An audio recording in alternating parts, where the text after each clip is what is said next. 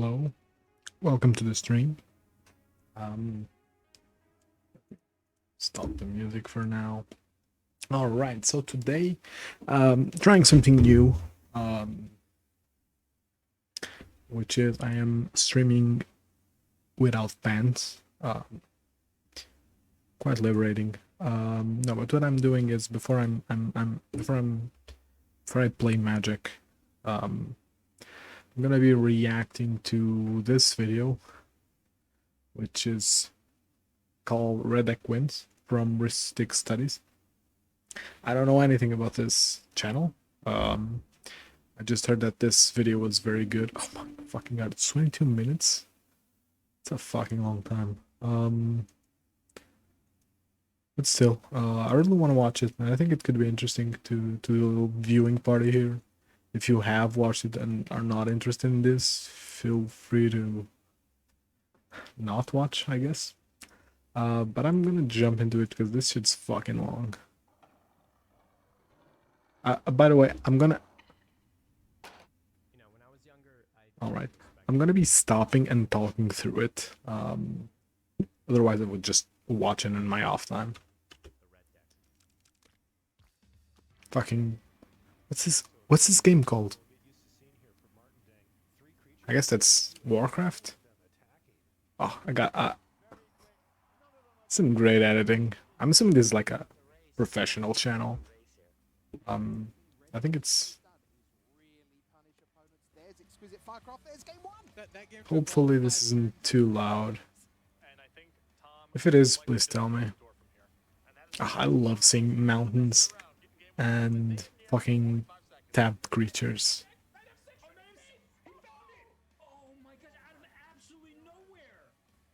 I used to think the red deck was cheap, dumb, and simplistic.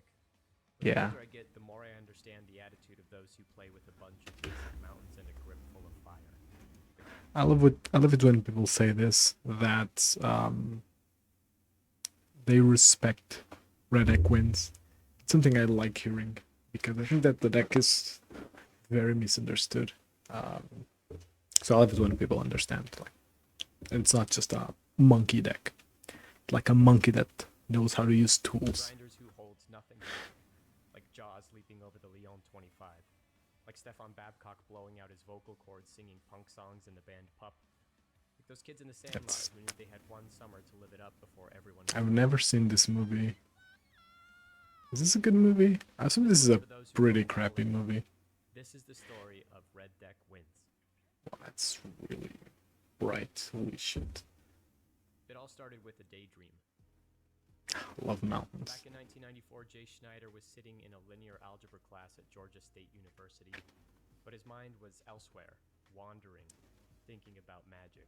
I was, at Georgia State taking a linear algebra class, and this is, of course, in my fucking linear algebra. My professor who's droning on about some sort of finding the slope of a curve in linear algebra, but the concept was, hey, the same way you can sum the progressions under the slope of a line in this linear algebra stuff the professor's talking about, I could apply this to magic. What if I looked at the progression of mana and what the average mana that I would have per turn was, make a graph, then model against that a creature curve, Really so inbred. they lined up 1 to 1, that I could then have this curve of creatures that aligned up with the curve of mana that the deck generates. And as long as I know what the curve of mana is, I know what creatures and spells to put in the deck. Suddenly there was this concept, sort of this. So this is the basic concept of early aggro decks, I think. So this is probably the person that created the archetype, right? I'm really terrible at magic history. I know nothing. And I was like, well, that's a good term for it. I'll call it the mana curve. In 1996, Schneider built a deck for his best Bro, friend, that's Paul insane. Sly, that applied the mana curve theory to its design. Sly took it to a Pro Tour qualifier in Atlanta and walked out with second place. The deck surprised everyone in the room. Even the tournament organizer remarked that up till now, I still don't understand how this deck got as far as it did, but it did. The math worked out. How? Sly's Monkey game throw spread like rock. wildfire through the Rock hits a scene. player. He became synonymous Player with fucking the dies. 61 card mono red deck, which leveraged cheap creatures and direct damage to control the board. Even though Jay Schneider designed the deck, it was immortalized in Paul's name. It was the standard to name decks after people. The Sly decks carved out their niche in the meta, and with the release of Tempest, That they became the most I learned popular something. strategy in the block. I learned something. I didn't know that Sly was the name of a dude.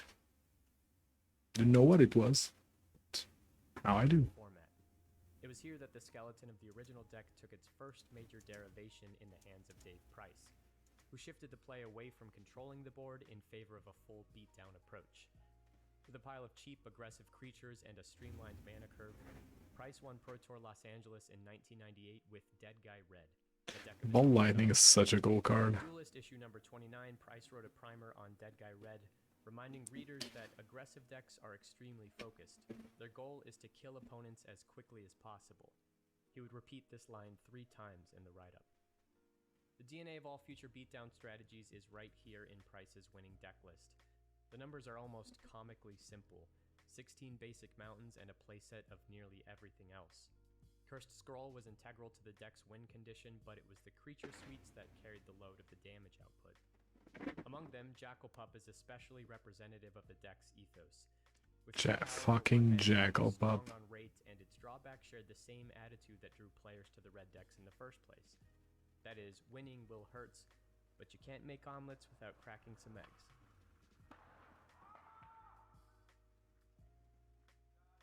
At the turn of the century, the aggressive red decks solidified their place in competitive Magic and embraced a new nickname. Jackalpup, yeah, I wish I had played with the card. Originally designed by John Ormerod, was made famous by Dan Paskins at the 2000 English National Championship. Magic is With more so distribution old. of creatures and spells, this deck provided another variant to the Sly archetype. It's insane how old this game is. And Shock gave pilots choice in targets between creatures and opponents.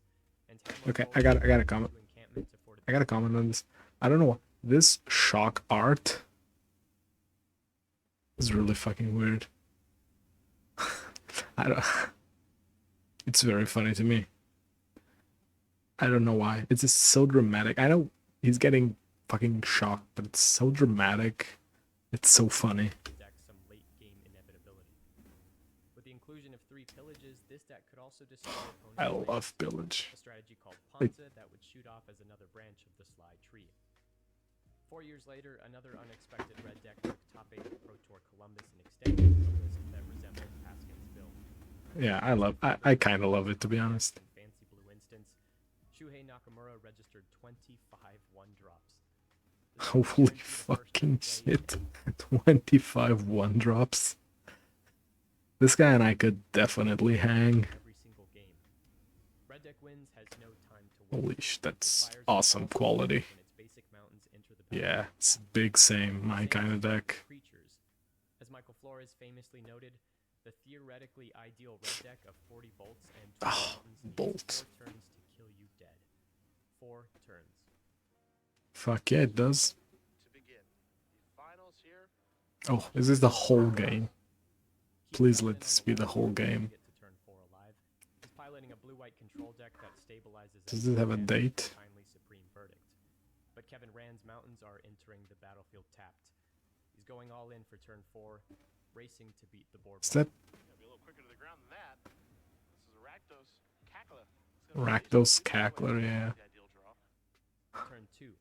Selden plays Mutavault and passes.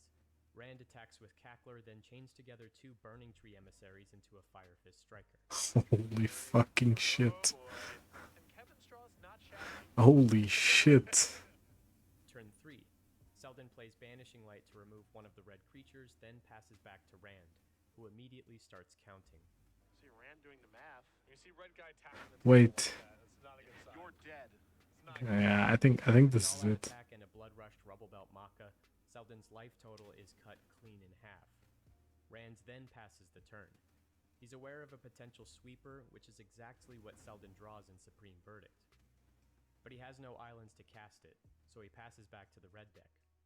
Rand taps 2 Get mountains for fucked, Acid Relic, and all the idiot. creatures turn sideways. I think this is a lock.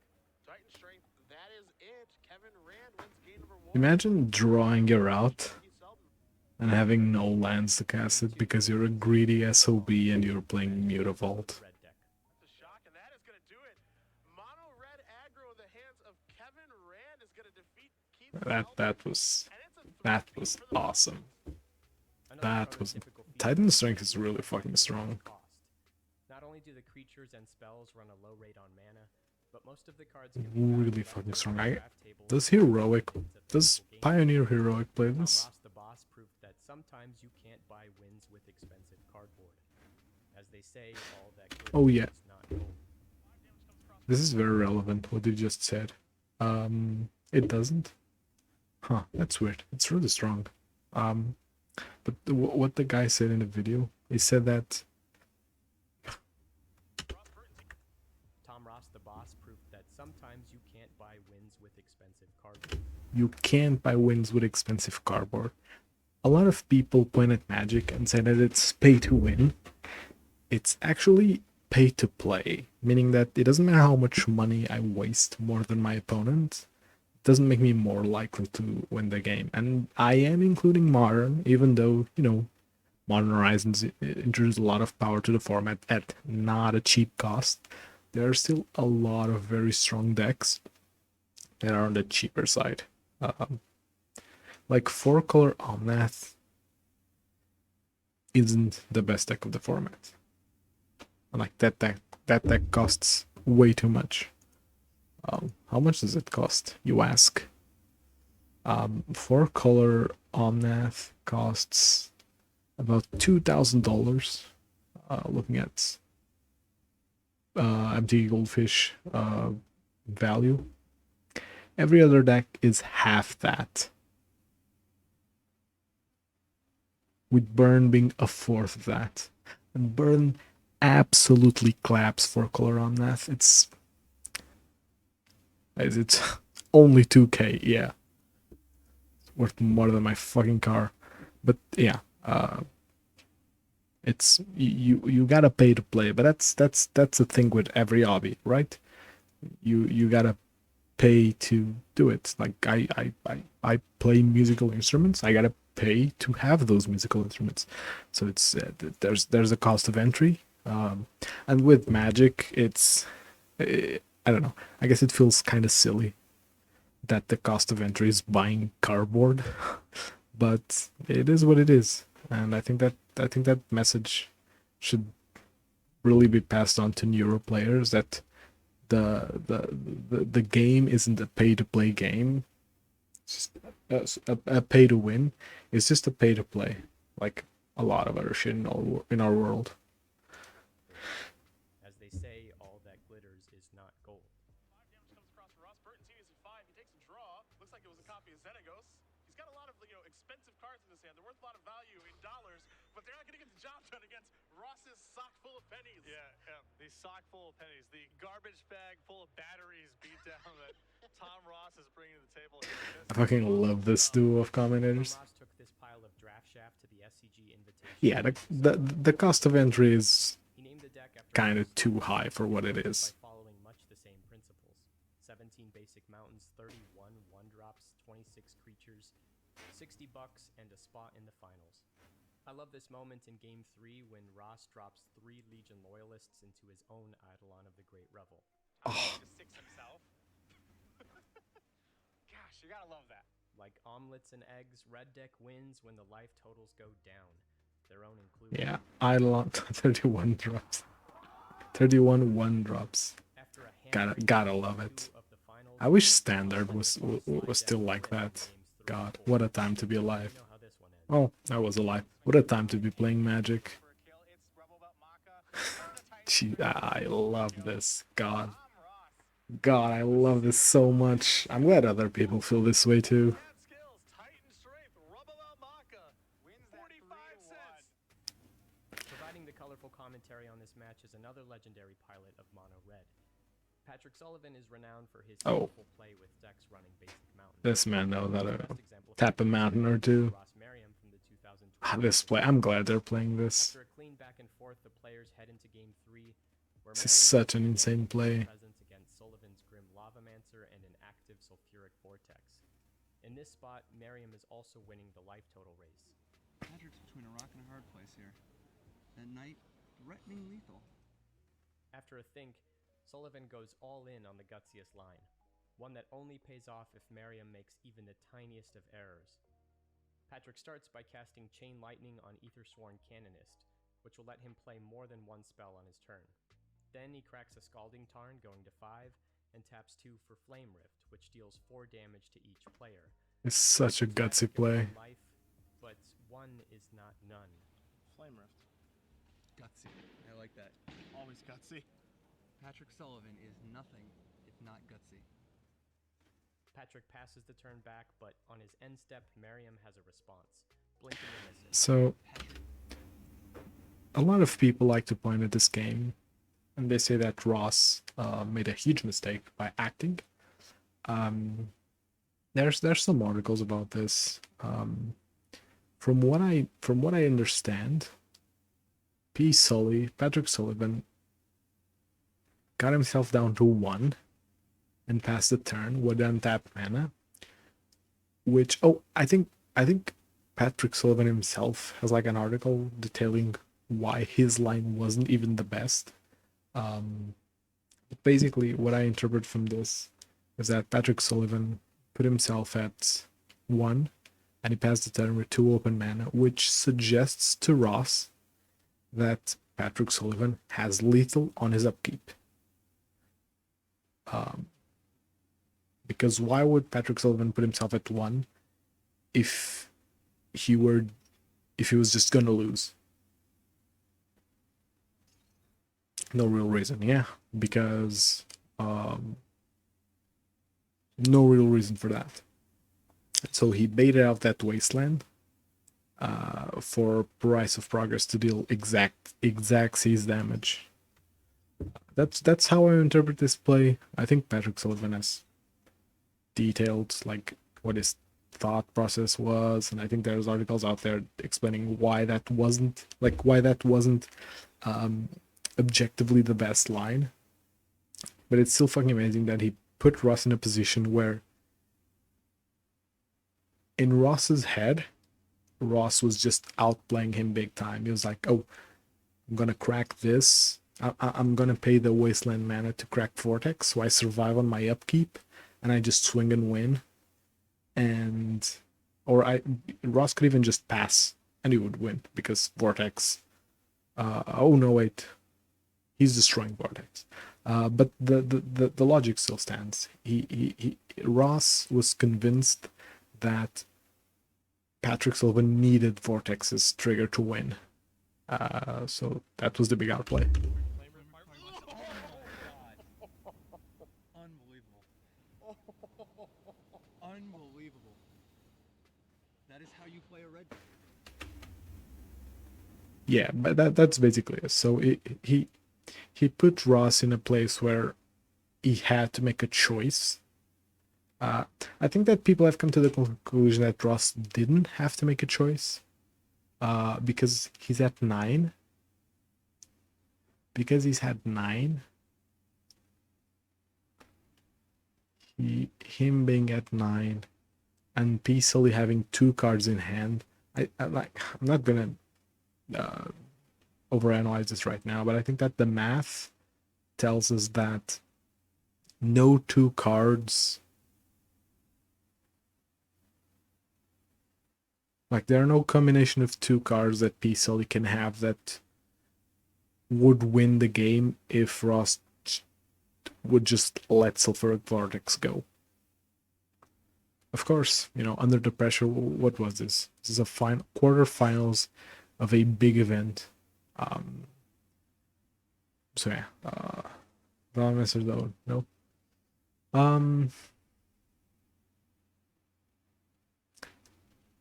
No. He has 2 open mana. I guess Bolt, Fire Blast, and Lava Master activation actually get there. Yeah, I don't know. Yeah, I don't have it like 100% clear either. The point is that Patrick Sullivan just pulled a big win from the jaws of defeat. It was definitely up against the wall. He had to cast a Chain Lightning as a removal spell, and he still got there through forcing a mistake from the. We can call it different things. I also don't believe it. I wouldn't necessarily call it a mistake. He outplayed the opponent. And I'm not even going to be mean to Ross here because Merriam here taps Wasteland and activates Kasali although Ross has his questionable moments, I think he's a good Magic player. Mage to destroy Sulfuric Void. Just not with red. In response, Sullivan taps 2 mountains to cast Price of Progress, which deals 2 damage to each player for each non-basic lands they control. Ross has 3 non-basics in play, so he takes 6. But he's at 9 life, so Sullivan follows up with Fire Blast, which he casts by sacrificing 2 mountains instead of paying 6 mana. I love Ross's face here. Damage to Ross, killing him on the spot and leaving him in total disbelief. Patrick Sullivan. That is how you play a red deck. You want to learn how to play a red deck? Study that Ross is like, that game once a wait, day, so you know how to play a red deck. how did that happen? The ability to steal a game out of nowhere is another wonderful attribute. It's so funny. With reach. Oh, Fire Blast. Against these decks is Fire Blast and Price of Progress. punish any player Fire Blast and Price of Progress are 2 cards that I would love to cast in like a environment balance for them. I don't think that they should come to Modern. I think they're definitely too strong. But I also think that Burn in Legacy has tons of issues. Well, not Burn specifically, but the rest of the meta is very annoying to play with. To play against with Burn. who even slightly overextends their Yeah, I love Fire A Blast. pair of untapped mountains can sometimes be more threatening than their island counterparts, as Sullivan proved in this match. Wyatt Darby certainly knows all about stealing victories with red deck wins. In Game 5 of the finals of Pro Tour Dominaria, with 50 grand on the line and his back against the wall, Darby defied the advantage bar with a top deck that rivaled the legendary Lightning Helix in the hands of Craig Jones. By all measures, Gonçalo Pinto had his win secured, if not for the aptly named Oh, hey, that's a Portuguese guy. Huh. Glorybringer that Darby peeled off the top of his library. He's going to put him to 1. Wyatt Darby has to find an answer for that Thopter this draw step, or we are done here. Was that a Glorybringer? That's a glory bringer. Oh my goodness. Who says you have to be at Fenway to watch the fireworks? Listen as LSV and Paul Cheon do the quick math. Blocks Hazaret, he takes 7, 8, 9, 10, 11. Glorybringer Are you kills, serious? Glorybringer kills Are you Chain serious Whirler. right now? That's 11. Hazaret gets blocked. Kari's at Every- 3. nothing else. Full-Star Mage is 1. Chain Whirler is 8, 3. 11. Glorybringer's 4. The advantage bar. 11 damage. The Pro Tour Glorybringer off the top for Wyatt Darby. He's done the math. He sends it in. Cleals the Chain Whirler. All Pinto can do is look at lethal. That's damage such an and insane top see deck. that Wyatt Darby Oh, I'm so sad I didn't get to play that deck. That red deck wins. Gonçalo Pinto here has experienced what we in the business call tough beats. He too was playing a red-based aggro deck, and despite its catchy moniker, there are nonetheless many matches that red deck loses. Sometimes when you go all Yeah, in, going too the fancy guy with has the nuts, aggro. The glass cannon shatters. Yeah, so I just got back from the doctor. Said that I tore my MCL. Yeah, I wish I had played Ramonap Red, seriously. Like, I started playing Magic with Guilds of Ravnica, which was when that whole block rotated away. Oh, so close. It's So fucking close. and it's gonna take about 6 to 8 months to heal. In the 2019 Mythic Championship, Li Shiqian ran into a brick wall of mid-range value in both his games in round 4. Knowing nothing about these cards, it's still plain to see how far behind the mono-red deck is, how turn 4 came and went with a blur, how little reach is left when Javier Dominguez has 9 fancy lands and 3 wordy creatures with dice on top. What do you mean, turn 4? A quick snapshot of the second feature match in this round between Luis Usually Salvador shortly before that. paints much the same dismal picture. Red deck loses when your opponent Do you remember this throwing rock. atrocious Sultai deck? Yeah. Yeah, I get that. That's a bit weird getting. Well, I guess getting into competitive in Modern is the right call. In general, there are only 2 zones that matter to a red deck player: the battlefield. I love this Goblin Guide art. Red deck argues that the card cards in your hand are wasting away in a purgatory of rotting potential energy. This. Ooh. Where's my fucking hand? Here it is. This image is what I use for background a lot. So when this popped up, I was like, holy shit, where did the video go? Yeah, I think standard has that issue, which is honestly, it's a good thing. I'm gonna suck Arena's cock for a bit. I was very anti-Arena until recently, until Explorer, but actually, it's a pretty cool platform, and I think it's a pretty good platform to play standard. I think that the issue with Arena, wildcard system aside, of course, is that best of one is the biggest fucking cancer there is. Because the game gets so much intricate when you have access to a sideboard and you play most of your games post sideboard. So yeah, I think Arena is actually pretty cool. Sucks that the economy is absolute garbage. Life happens in the red zone, and death is the byproduct of time well spent. This guy's, Cards on the table are worth way more than those in the grip. yeah, Nobody the knows best what of one will just win isn't good. Chun's And I first play four red, with which an empty kind of hand. has an advantage in that format. Finals of Pro Tour Hour of Devastation, Chun squared off against a titan of competitive magic, Paulo Vitor Damudahosa. Oh, that's Player was piloting a monster TVDDR. called Huh. Ramanap Red, Looks very which was young one of the here. most powerful iterations of a Not that it boss looks level old now, ever just seen at the what a top tables. This deck 5 won o'clock with shadow does to a with person. burn spells with planeswalkers. It won early and it won late, due in part to its namesake card. Meta seems Ramanap Red balanced. gave Red another axis of attack never seen before, and it was banned in standard 6 months after the conclusion of this tournament. That's right, they banned Ramanap Another part Ruin. of the deck often proved decisive. But of course, anything can change, as we've seen in previous matches, if somebody draws a Hazaret. Game 1 went to Palu, and Game 2 ended just as decisively with an active Hazaret in play. Facing elimination in Game 3, Chun clawed his way back to victory by doing what Chun Wow. did best for almost 30 years and counting. Oh, here we go. Classic mono-red strategies. Oh, baby. 3 to the dome. Game 4 played into the mid-range strengths of this deck, ending with an eternalized Earthshaker Kenra bearing a beefy 4 toughness and a timely collective defiance to remove Palu's only blocker. So on to Game 5 we went. Wow. Anxious to see the comeback kid live the dream and Yeah. God The card was really strong with Sunscorched Desert, but also it's just really fucking strong on its own. One of the more important cards in the matchup here. Hazaret the Fervent sitting in his hand. So we're going to see him craft his game plan around that. I'm so sad that it's not playable in Modern Burn. Moment of the match. Chun casts Hazaret and faces a crossroads. Unless, With like, only 8 life and I'd- Palu at 16. Fucking, I'd honestly play Ram. I'd love to play Ramanap. I'd love to play like 4 Ramanap and 4 Sunbaked Canyon in mono red. It would have to be mono red. Yeah. If you can activate the same Ramanap a bunch of times, it's just incredibly strong. But even like, oh, 5th land, okay, I drew a shock. It's just so goddamn good in a burn strategy. Okay.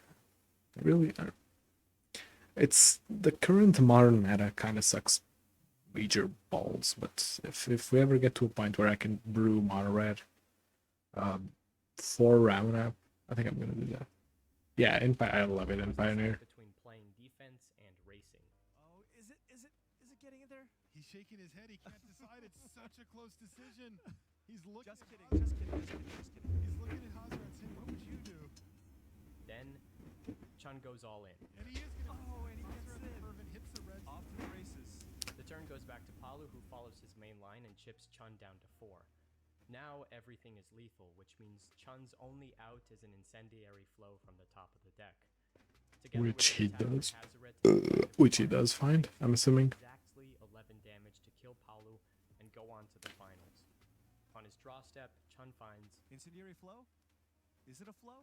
See what he's got. It's a flow! It is a an flow! incendiary flow. Oh my god! the crowd and the advantage bar go wild. That's lethal. The dream is real. Wow. Palu. But just as quickly, Chun moves to combat and everything disintegrates. No, you can't attack. You can't attack. He has only 2 cards in hand. Is he in his combat step? What's going on? He can't attack. Is he? That cost him the game. That cost him the game. That could cost Yamwing Chun the game. Oh wow. Sometimes the omelet comes together, but Wow, that's unfortunate. dining room table. That's really unfortunate. Details and micro advantages. That's really fucking unfortunate. Overlooked the critical line of text on Hazaret that says it can't attack or block unless you have 1 or fewer cards in hand. Once again, the hand of red deck wins is a purgatory of rot. Either you play your cards or die holding the hot potato. Chun lost this game a few turns later. I've never, well, I've put Azeroth in my deck, but I've never like When I was really younger, played I her. didn't respect the red deck. I used to think it was cheap, dumb, simplistic. But the older I get, the more I understand those who play with fire, who burn out in a vibrant and explosive finale as sulfur. This is very true what he's saying. He keeps showing that skater dude getting Red deck fucking wins obliterated by gravity. It's so play fucking at funny. perfect timing, with cheap creatures printed on I cheap don't know cards why, that it's so hit the funny. ground flying in from the top. Just the same dude Red deck eating wins when shit everything comes into play. over and over again. When you do the math on the table. When you turn all your dudes sideways and the board is a mess.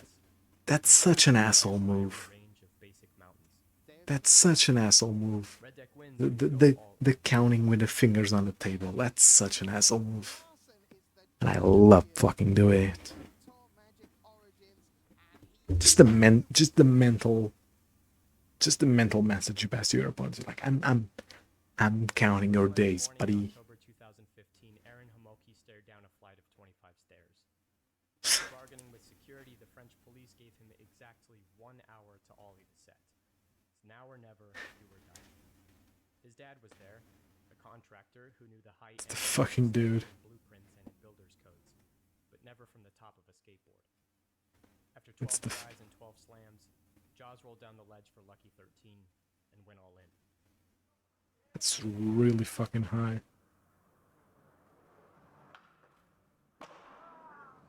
Huh, he actually got it in the end. Yeah, poor guy. Okay, what the shit? Dude jumping like 30 stairs down. Yeah, okay. Look at this motherfucker right here. Hold on. This motherfucker right here. Oh, you can see. This motherfucker right here. He goes down like 3 fucking steps at a time. That's the most dangerous stunt. Holy shit, how is that even possible? It's more impressive than the skate jump. What the shit? Yeah, red deck wins is the punk rock of Magic decks. Take that as you will. Is this the end of the video? I'm assuming. A bunch of credits. Yeah, okay. That was a pretty awesome video, I gotta say. I didn't know a lot of shit about that. And something that I really like was that the narrator, author, dude that was speaking, was very understanding of red decks. And he even said that although he didn't previously respect them, he does now. Which I think is very fucking cool. I think it's very fucking cool when a player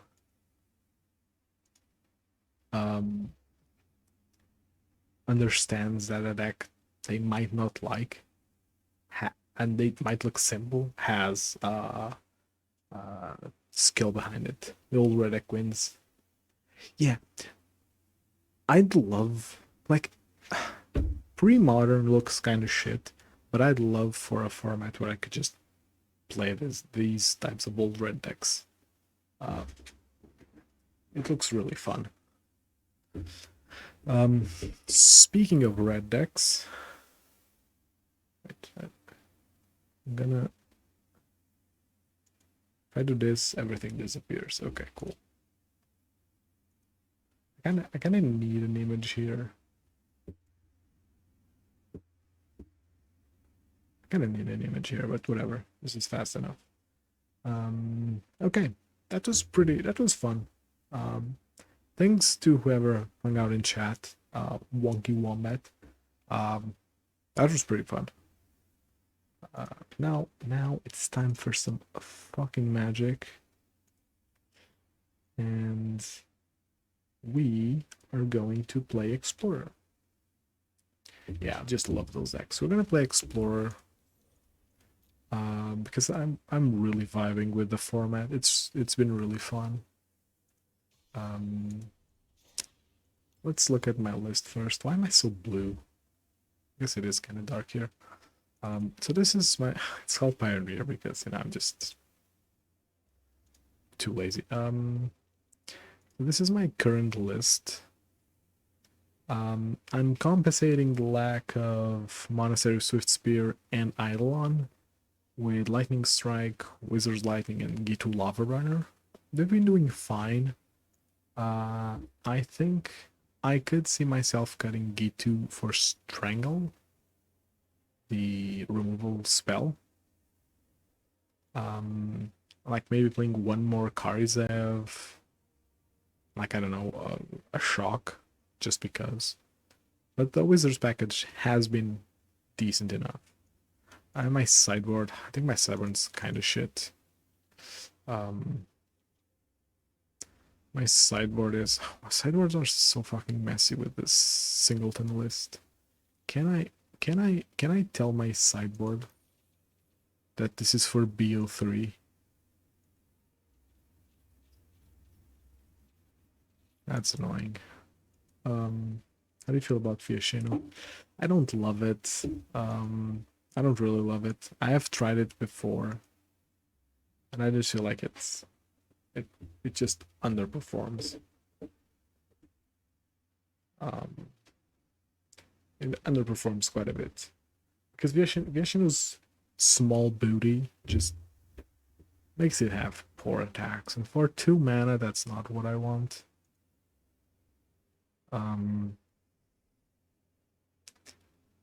Like I'm only playing 2 Wizard's Lightning. More creatures. I don't know. I'm rocking so 4, 12, 16, 18. 18 creatures plus Chandra. It feels apt. I don't know. Especially now without Winota. In Explorer at least. I think that removal's gonna come down enough that this is better. I have Red Cap Melee, which I kinda wanna cut now that I don't really care about Winota. I have 3 Vortex, 2 Chinweller, 2 Ferocity, 2 Chandra. Playing 2s in a mid-ranger version of this deck is fine. I have 3 slots, so I want to play something that kills artifacts. Just in case I have to. And I saw Raise the Effigy. Looks really good. Because it can always turn into damage. What are the Chain Whirlers for? I guess they're for Winota, right? Maybe I can cut him.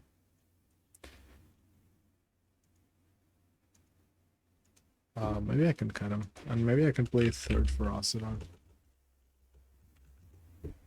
Which is really good. I have wild cards for this, so it's fine.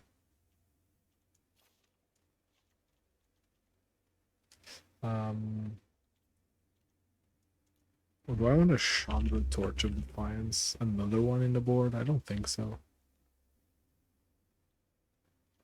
Oh yeah, Angels too. Do I want another Chandra? If I'm cutting, how do I craft my deck? I know that there's a button that lets you craft what you're missing. Top right. Oh yeah. Thank you very much. I don't need a fourth. And why do I have the Chandra style? Do I have that many styles? Every card has a style now. It's kind of absurd. Okay. Which art is best? Because this looks very clean, very clean and very, I don't know, very pretty. This art fucking rules. Okay, let's probably got the style as a roar from somewhere. Yeah, I mean, I can only assume. I don't buy shit in. Really, the middle one? I mean, it's by definition one of the most subjective things. No, I don't want to play best of one because I have a fucking brain. That's unfair. I just like best of three more. Well, it's unfair to say that, but I think that best of three is just so much more balanced. Cyber cards are too important for this game.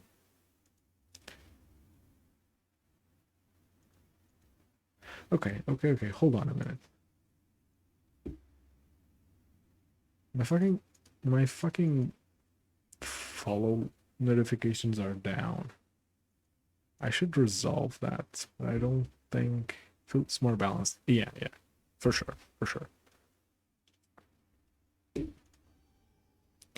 Up against Ronnie David.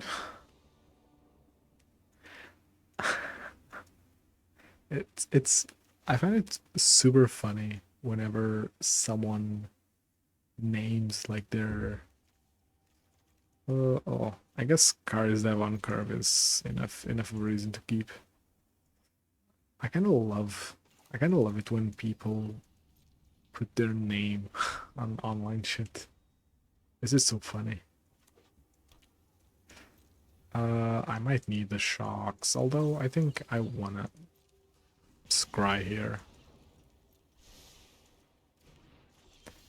Well, good fucking much that did. Okay, the game is kinda loud. Hold on a minute.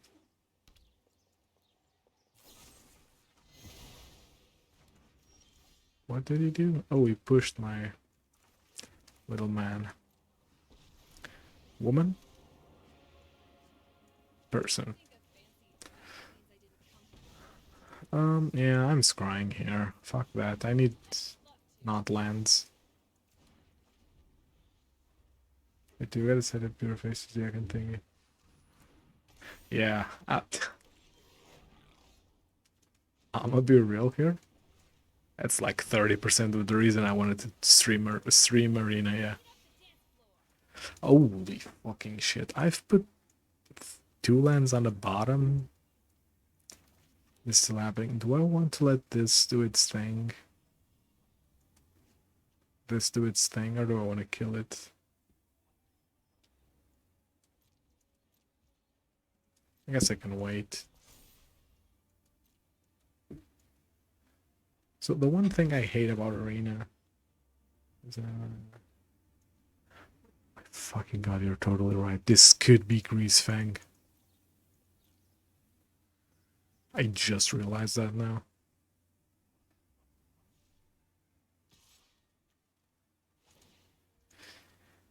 Whatever. I need mana for... I need to kill Greasefang if it hits.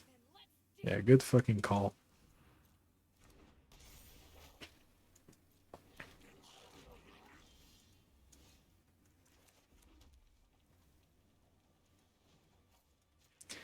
Yeah, so if you're flooding, I like this more.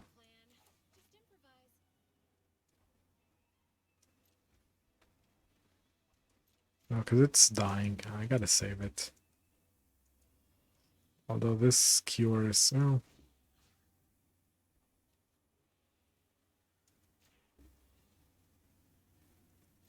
I guess I am killing a token just because I can.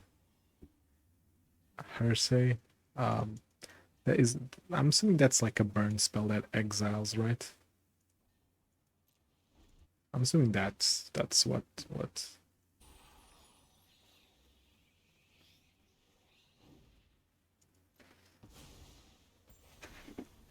Y'all gonna make me go and watch what cards fucking do it this time of night.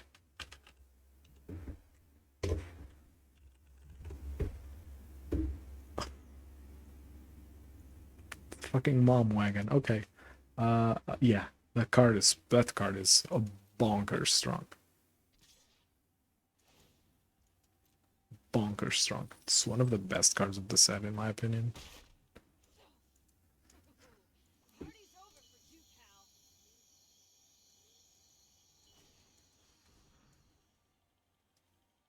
That is fine.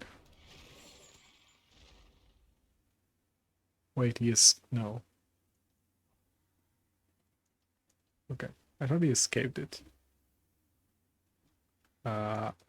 It should pick up now that you don't have to deal with Winota. I think that Winota... Ooh. I guess I should turn that off. I'll be right back. Let's very super quickly do this. And we're back. Okay, didn't copy it. That was kind of weird. Can he escape Kroxa? He definitely can.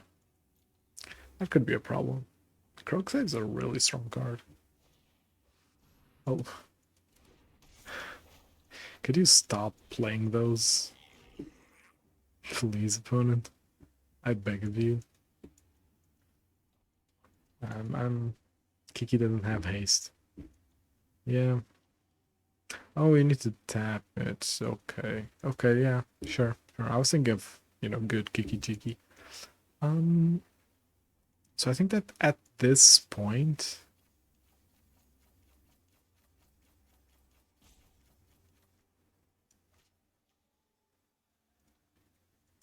I know he isn't killing it.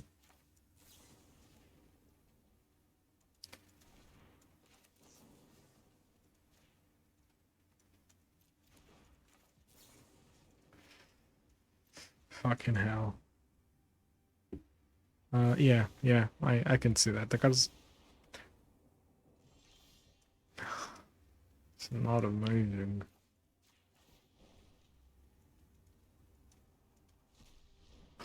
Fucking god. It's definitely not what I want. So he's gonna escape Kroxa. He's gonna dome me for like 18.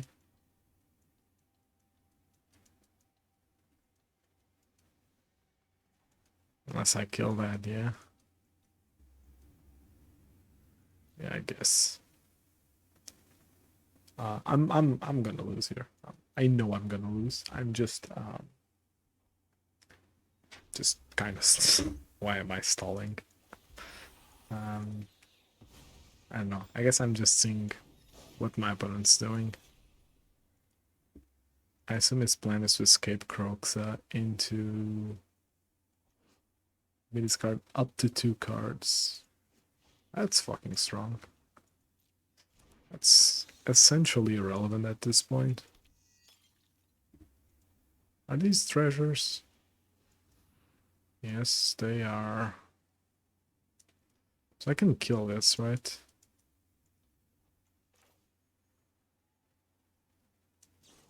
Yeah.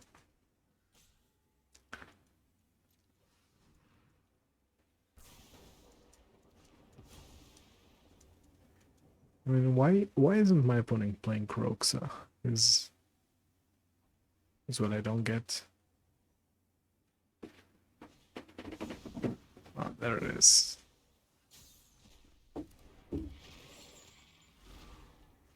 And now he attacks for 2.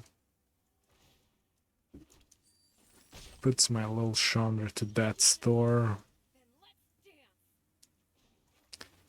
Is there even anything I can draw here that does anything? I think I'm just fucked here. Okay, yeah. I refuse to play a game where I find so many lands. What's happening here? What do I need? Am I crazy thinking that my deck is actually well equipped to deal with this? I just kind of flooded a bit. Ramen the effigy. No. You had it right. Ramen the effigy would be good. I mean, killing Parhelion isn't such a... Killing Parhelion isn't like a big thing. I guess it can save me for like a turn, which is often good enough. Okay. We'll see. We'll see how we do here. We'll see how we do here. Oh, how much headspace do I have? Well, I have so much, but I kind of can't push my camera down because the green screen doesn't go all the way down. So I just need to like sit up straight like a regular person. Because now my chin won't disappear when I lean down. Like, yeah, this is snap keep. Snap fucking keep. I'm a fan of leading with Soulscar. Maybe not. There's an argument to not lead with Soulscar. Oh. Now we attack. We cast one light up the stage. Find land. It's kind of ridiculous. Okay, we're in a decent position here. Fucking A, dude. We draw Stomp. That's muy bueno.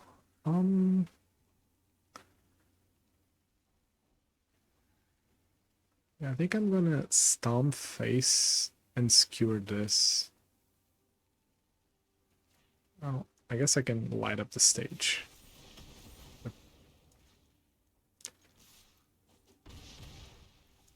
No, I'm taking I'm taking the mid-range route of building up value instead of trying to be fast. Which I think is fair, honestly. That's kind of irrelevant, if you ask me.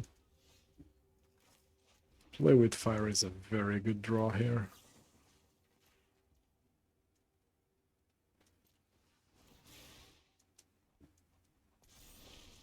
I don't think...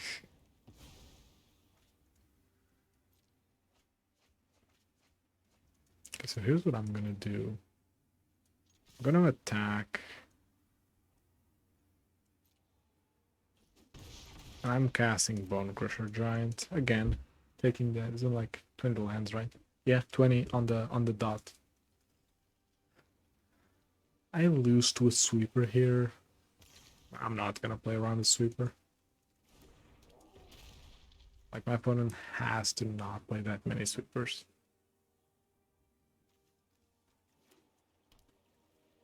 This could be a problem.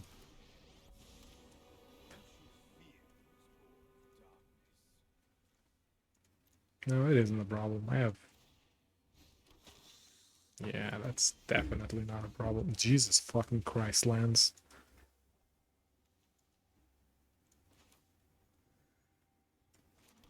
Okay, so is the play...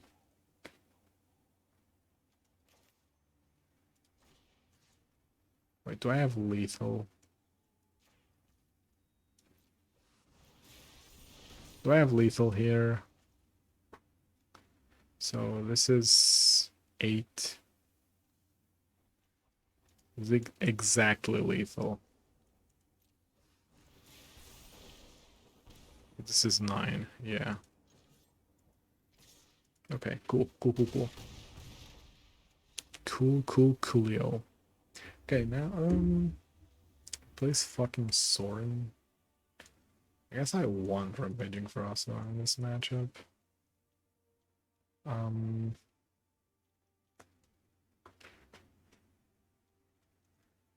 guess I like to trim light up the stage.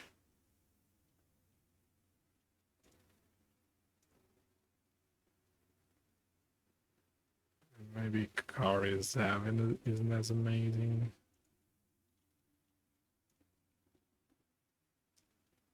Can cut a Wizard's Lightning, I think.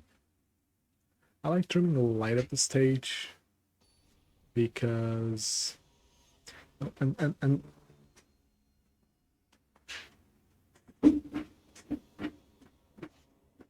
it's one of my reasons.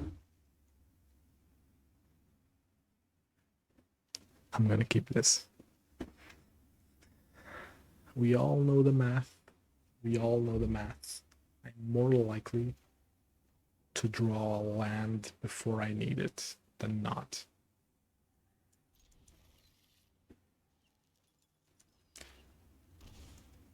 Thoughtseize?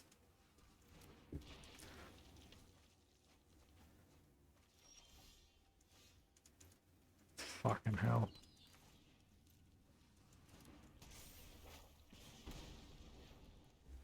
Maybe I shouldn't have kept because... Oh no.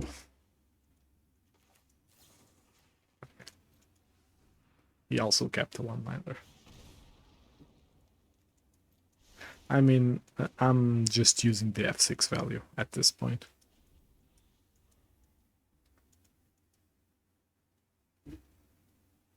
Just using the F6 value.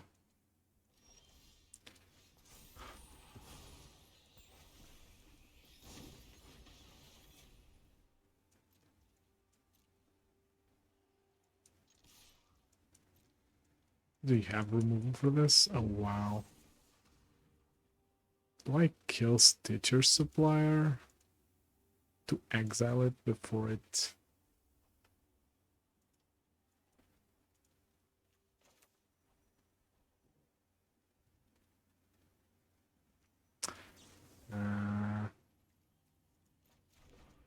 I think... Wait, on your upkeep that turn. Could I have that? I was super greedy by not doing that. Yeah, you're 100% right.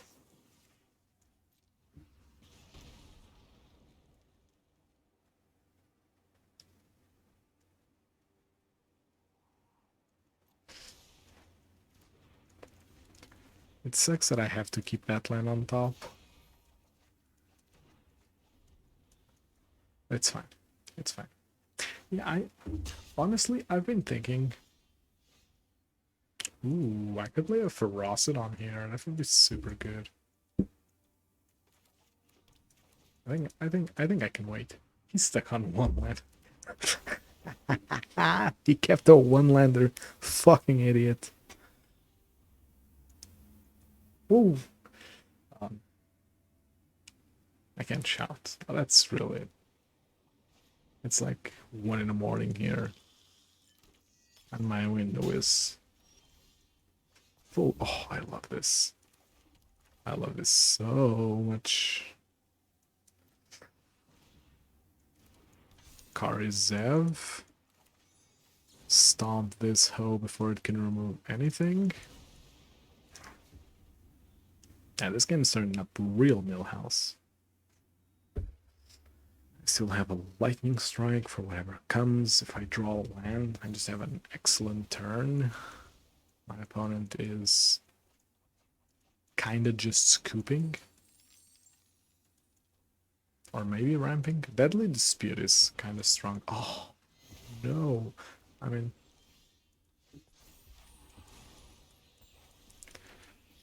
I'm fine with that, honestly.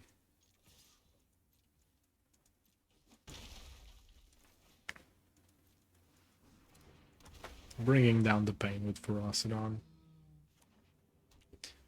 It's on 3 mana. It could Parhelion now, so I'm gonna chill a bit with these lightning strikes. I have enough pressure to... Actually, if I hit, I might just bomb his face. Whenever my opponent starts manually tapping, for some reason I said manually, but I was gonna stop and say manuel. Whenever my opponent manually taps mana, I always get a bit nervous. I always think that they know what they're doing. That's irrelevant. Just bonk him for 2. Play another one.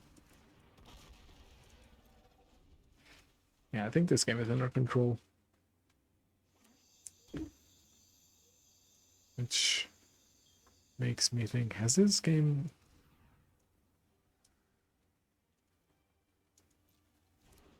Do they have... Oh, they have a canoe. Okay, so I'm just gonna kill that and win off of it.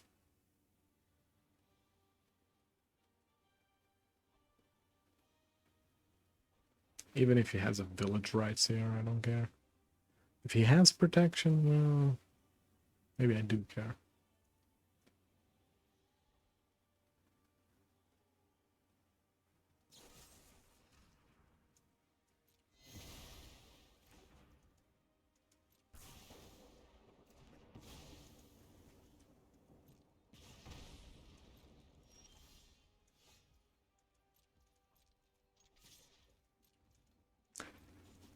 I mean, my opponent isn't gonna live very long, so... If he puts anything on the board, I just kill him. If he doesn't, I also just kill him.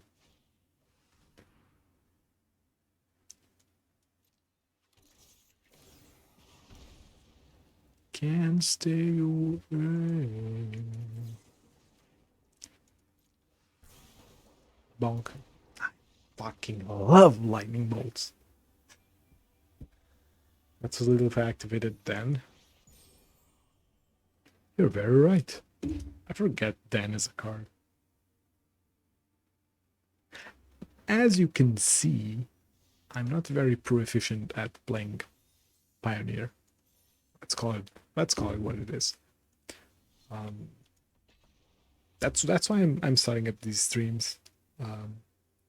Even though I think that it's true that the format has this 2 ships passing in the night kind of nature. At least full-blown Pioneer, I think it has that. I struggle to call it a problem. It kind of isn't a problem. It's just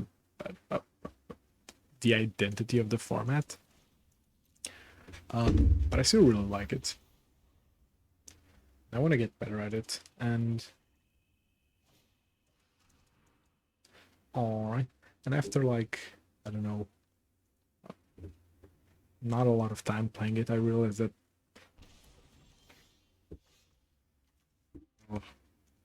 I kinda hate this, but I have to do it. Like, revealing what I drew, but I have to.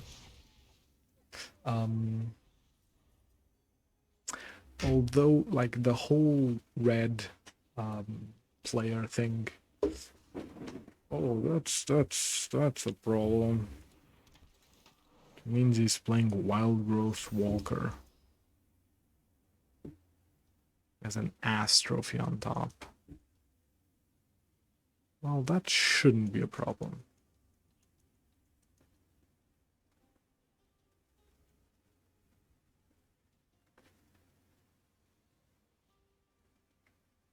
I mean, I'd say you always keep Assassin Trophy. He binned it, huh? Definitely stomping face here. I have to be fast. Kari Zev is good. So I'm gonna do what they call a bluff. I'm attacking, see if he blocks. Alright. Actually, I'm gonna go all out here. I'm assuming that he might have...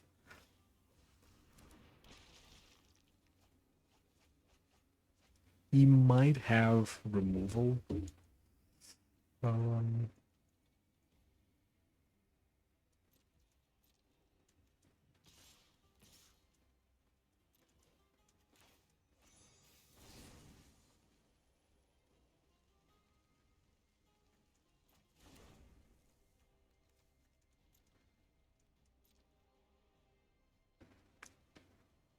I guess I need this Stomp to kill the life gain dude.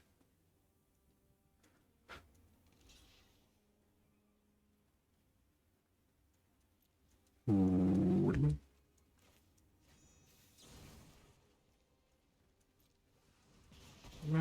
I'll do the trade, honestly.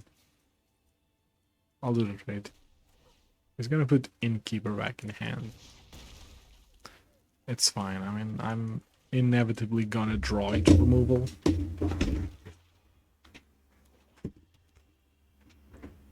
So I'm fine with it. See? There she is.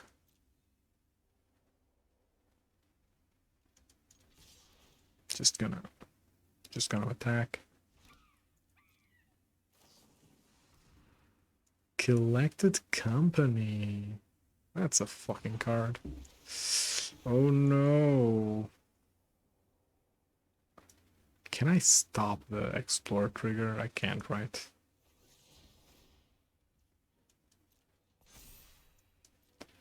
Such an annoying thing.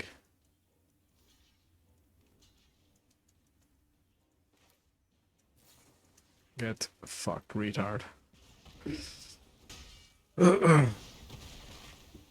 Really awkward. Really awkward blocks there, to be honest. Yeah, they block that like someone who hasn't played this deck yet. This is annoying. This is also... Ooh, hold on a minute. Fucking Den of the Bugbear to the rescue. See, now I remembered. I really love this. I really love this. Okay. I respect the hustle. I respect the hustle.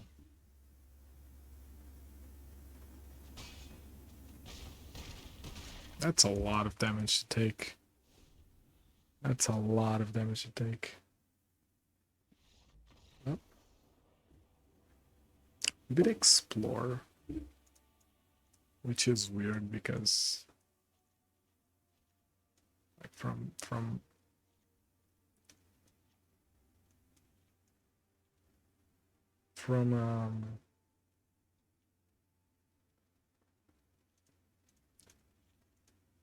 a...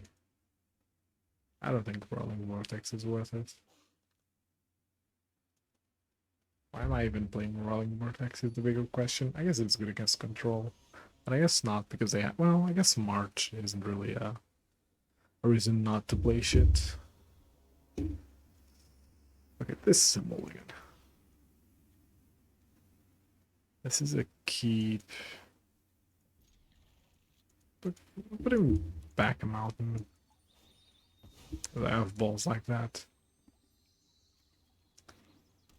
Control an Omnath pile. Oh yeah. I keep forgetting that Omnath is legal in this format.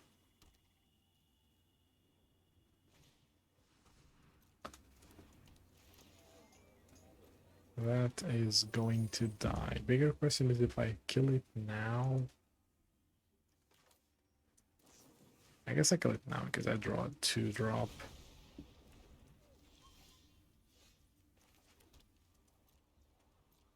Okay, this is fine. Yeah, if Omnath piles are a thing, I guess.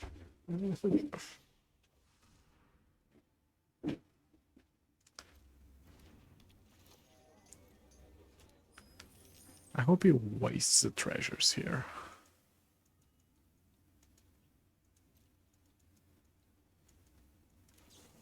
Yeah, I'm killing that. No reason not to at this point.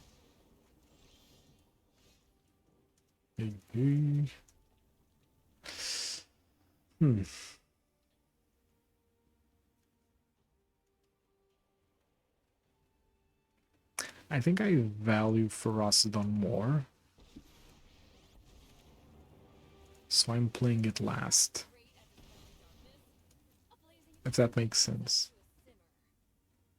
They didn't have it. I don't think they'd have much of anything, if I'm being honest.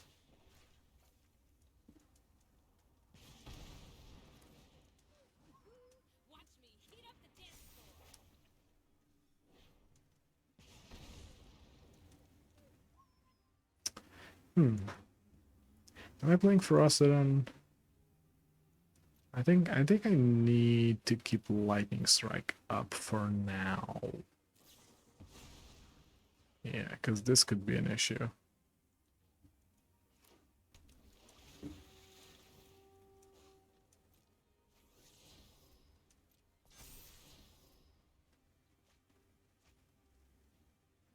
This could be an issue. Can I wait? I'm gonna do the irresponsible thing and wait.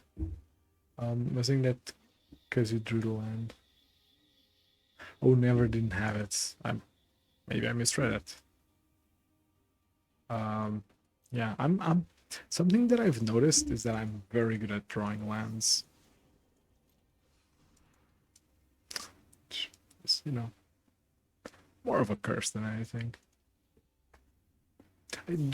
I do want to work out the math on lands. Because working out theoretical math on realer, oh, son of a bitch. Oh no.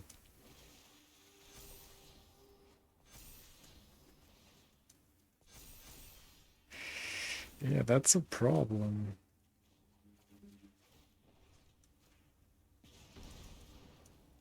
That's definitely a problem.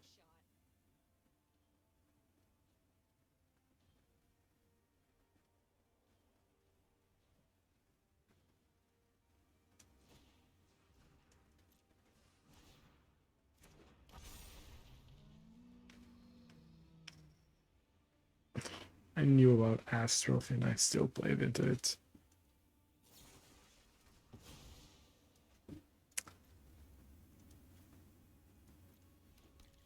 At least the land, ain't nobody can take that away from me.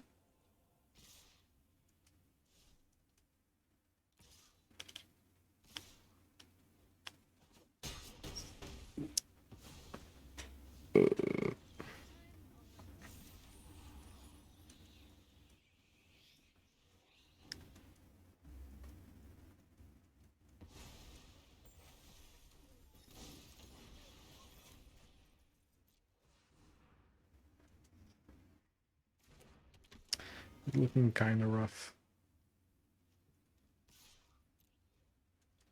This is looking kind of rough.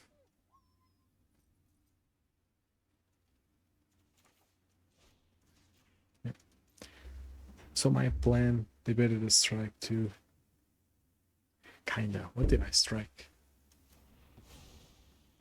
Oh, honestly, that was on me. That was kind of on me. I got Rost.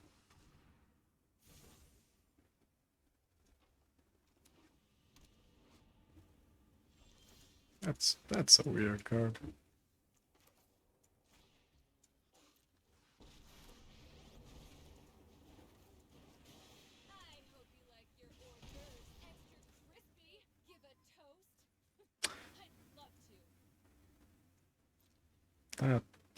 That wasn't very smart. Could have attacked, forced a double block, killed Branch Walker, played the second card out with the mana.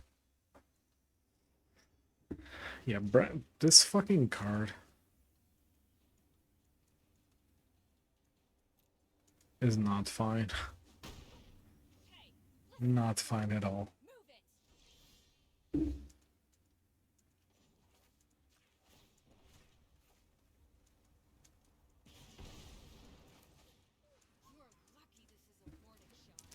So I know about Collected Company. At this point, I cannot give a shit.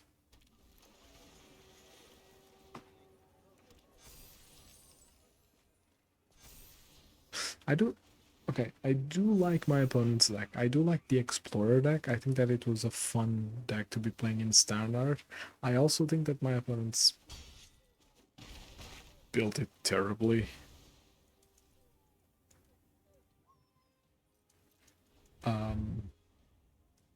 Like playing fucking Ixalis Diviner is terrible. Seriously, just don't. Jade Light Ranger. Yeah, okay. This one's too far gone. This one's too far gone.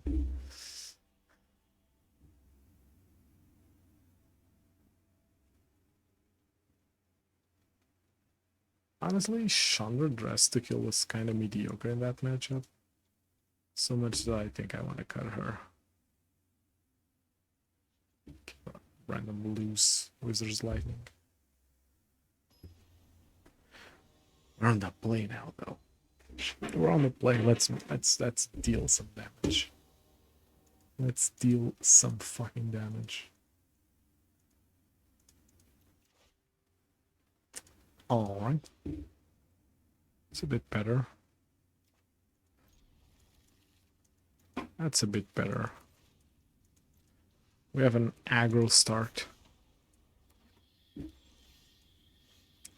We have a very aggro start. Jesus Christ. So what I'm doing is... Is that an Assassin's Trophy I see? I think it is. Oh no. It's the wrong land. I think he has removal.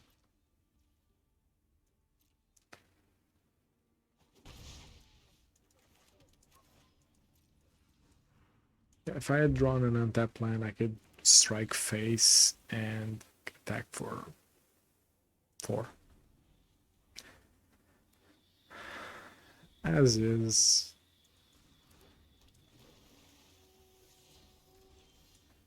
That's not amazing.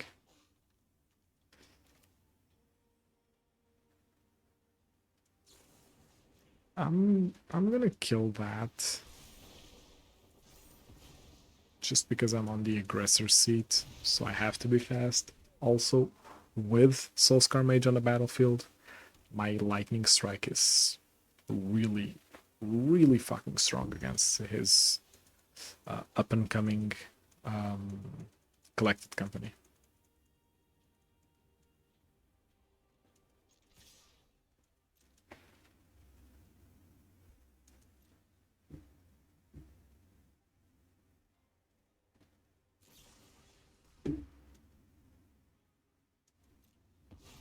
Okay, that looks terrible.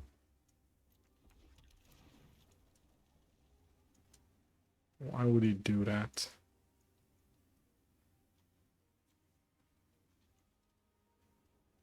Could live in that too. That's interesting.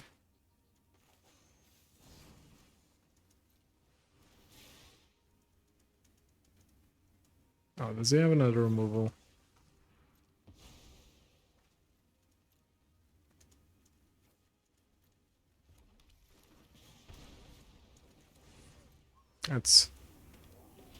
Let's go. If he has Walker into Jade Light, I'm kind of fucked.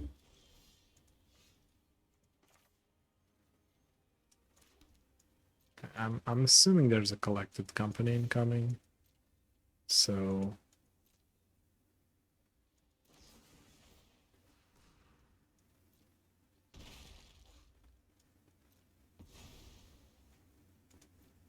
I'm always gonna take this action. Weapon is just on removal duty, and it's at 6.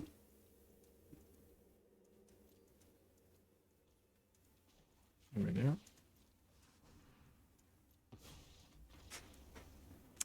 Alright. Assuming they have no answers for my land. Okay. That was fun. I'm playing one more at the very least. How much long have I been on? I've been long for a while now. An hour and a half. Yeah, let's push it a bit. Let's push it a bit more. I like playing this format, Explorer. Explorers. I didn't even change the title of my stream.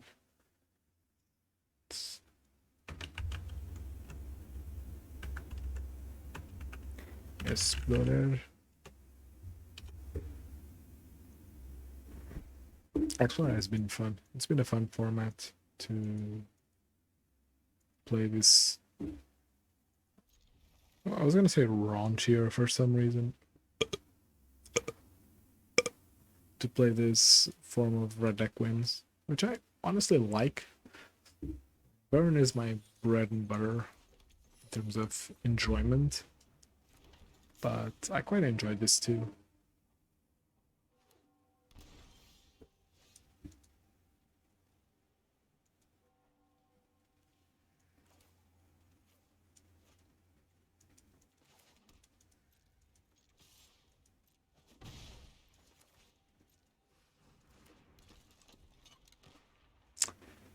You know, some mysteries will never be known, never to be discovered by humanity.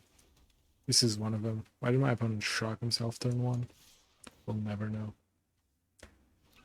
We'll just never know.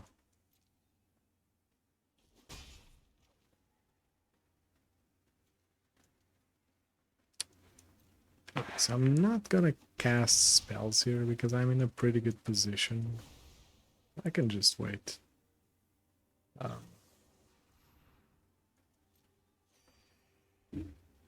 always forget that Faithful Mending was printed in Standard and not in the fucking...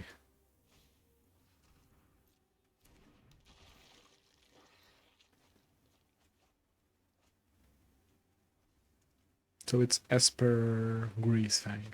Got it.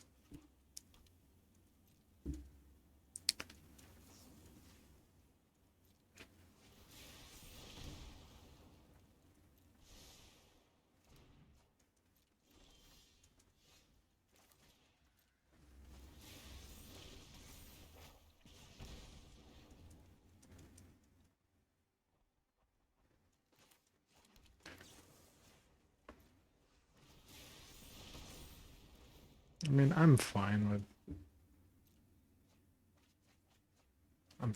whatever he does. Okay, this whenever you cast... It would be pretty funny. It would be pretty funny if the fucking Bragavan token got the counter. Just something to think about. Is that 8? He's kind of locked out of castings. Well, not anymore. Oh, I hate blocker. I hate this little SOB. He's milling himself so much.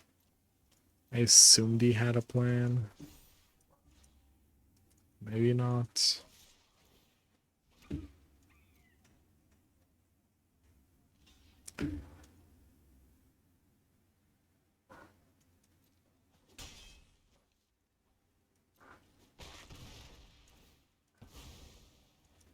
Yeah, I'm gonna keep removal up and just let him go. Do his thing. He's played a lot of cards. He's had 0 impact into the game. See, this is kind of my problem with this format. I'm just fucking casting spells and dying. Is this fun for him? Or is he gonna complain that mono red is too strong? If your entire game is casting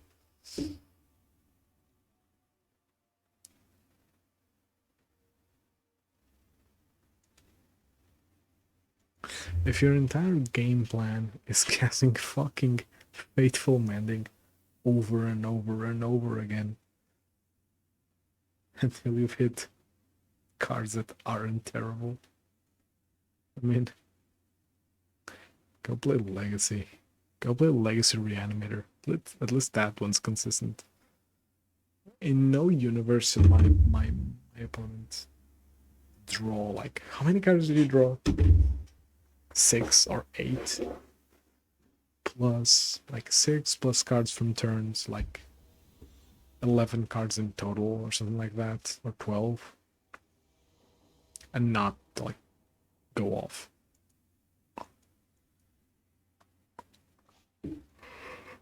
That sounds really good. The fuck is that? A Cyber Raccoon?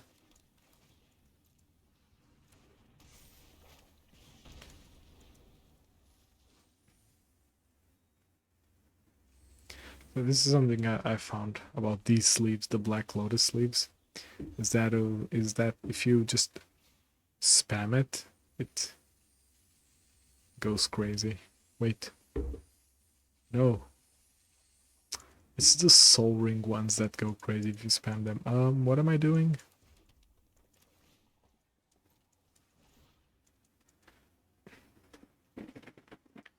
Yes, go on, cast your Fateful Mendings.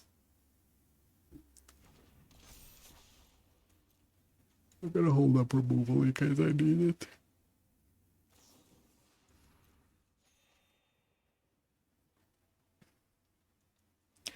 Parhelion here would be disastrous.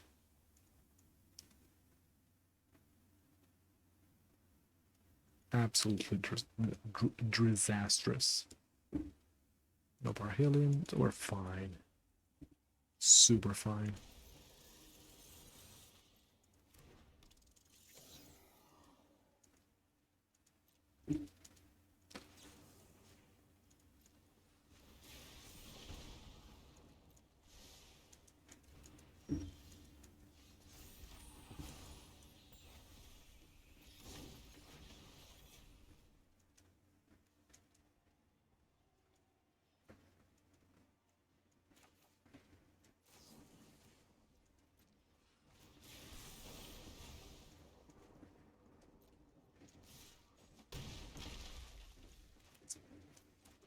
Am I casting what? Well, no, I'm not. I rather keep running out of the Grease Fang with nothing in the bin is an odd choice. For sure, especially against a red deck with so many cards in hand. And I hadn't even used any removal. I guess, okay, in his defense... I was gonna say in his defense...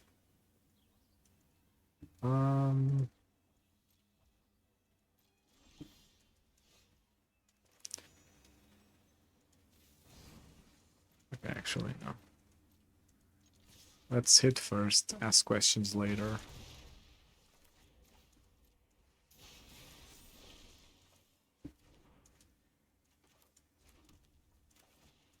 That's a great draw at Chandra. I was gonna say, maybe there was a reason for it, but no. Playing Lightning Strike is, I don't know if it's the thing in Arena. Okay, I gotta not let him go into combat.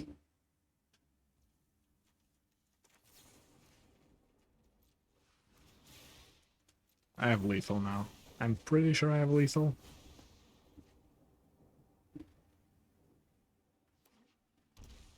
Oh.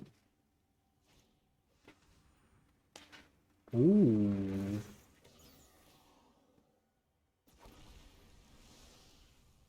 Muy grande. That was actually pretty sick.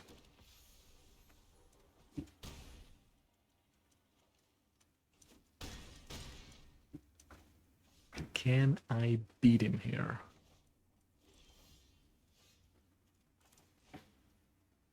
Ooh, that's a problem.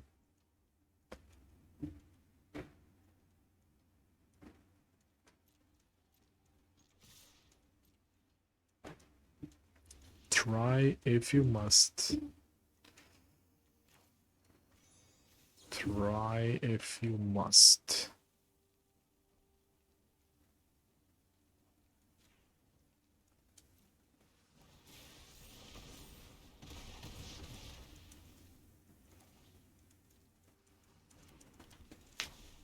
I'm fine with that Chandra going away.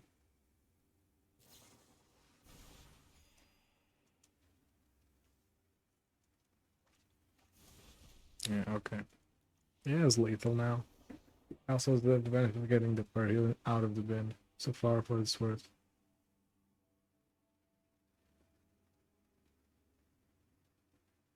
Wait, can I? Wait. Wait, what's Greasefang's text? That's news to me. But if that's the case, at the beginning of combat on your turn target vehicle from the river.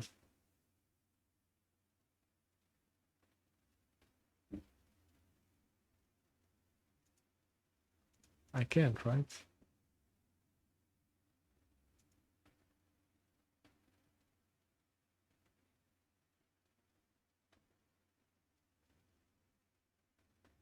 Wait, but they... Wait. Wait. Wait. You are absolutely right. This whole fucking time, I thought that Greasefang brought the vehicles as creatures. I thought that Greasefang said that he puts them on the battlefield as creatures, like some weird clause. Greasefang is fucking terrible. What the hell? Okay, yeah, I kind of outplayed myself there. Yeah, okay, that makes a lot more sense. Also, does it look like I have a tiny hat if I put myself like this? Okay, so what do I want? So the opinion that I want the same thing. Okay, yeah, thanks for that info. That's actually super relevant. That's actually kinda, I gotta say.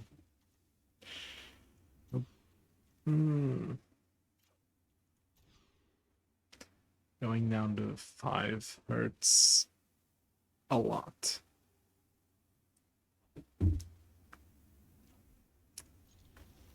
Here's a real kicker. I gotta keep this.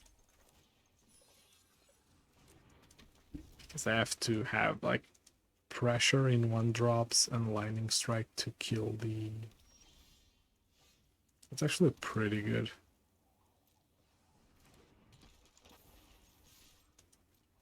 It's actually a pretty good draw. It lets me more easily hold up mana for things.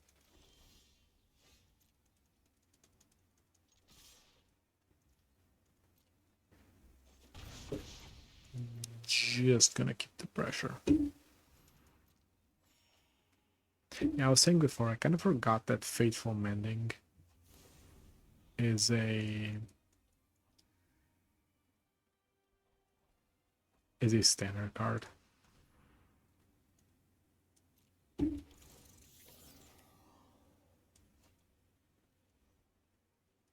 Okay, so I'm gonna do that. I'm gonna do that. So it goes to hand.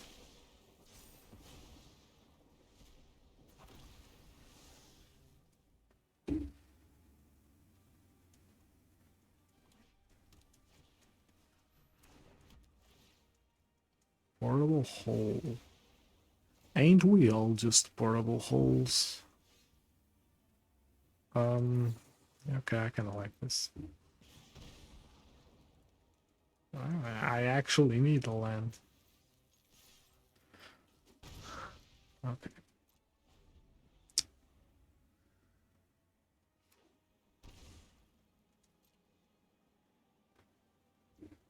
just shocked himself. For no good stinking reason.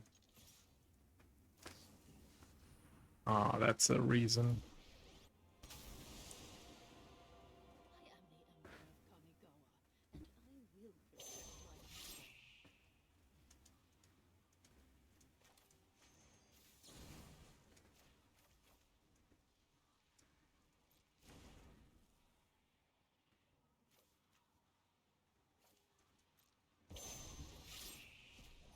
Okay, so I'm gonna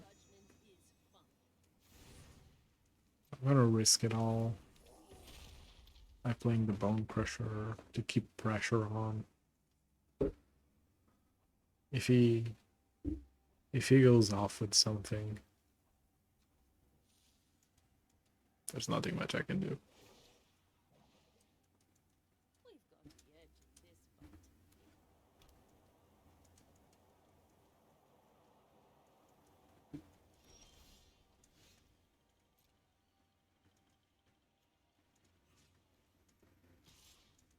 Yeah, I'm killing the Wanderer here. I think that's correct. Cliff throwing.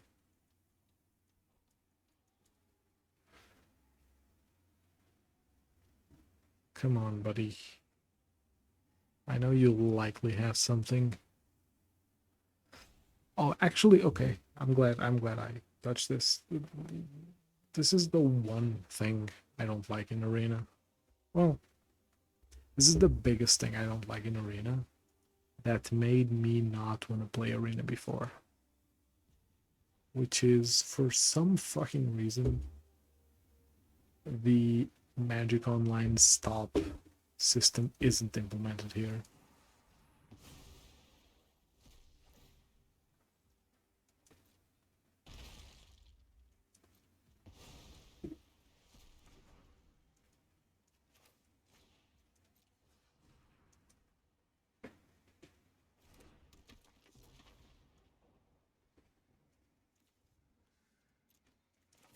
Well, yeah. I'm doing it. I'm doing it.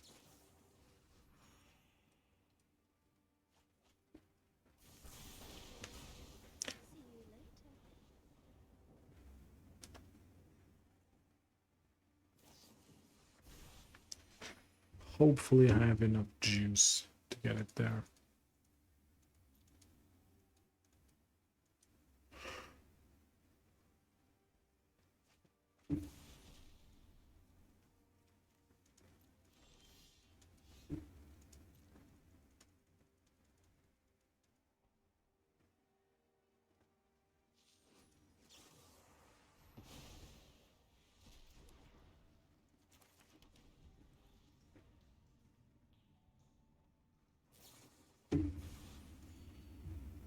Has he seen all Faithful Mending? 1, 2,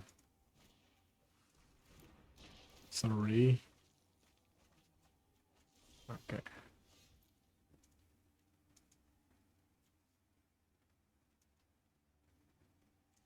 In the interest of saving time,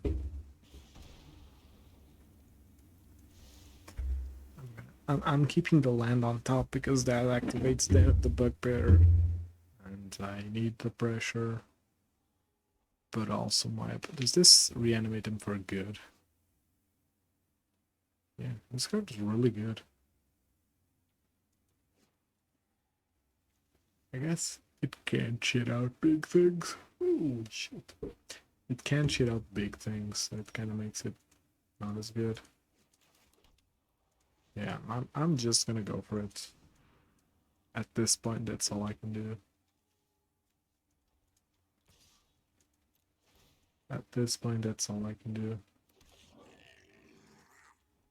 And if my opponent finds a Parhelion with this mill, I am screwed. No Parhelion.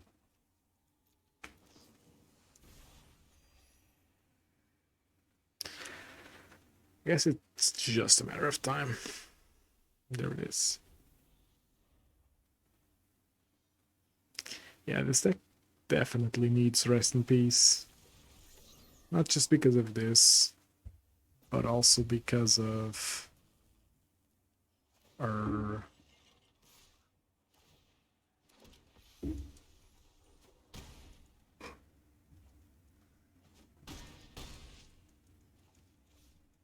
what's it called?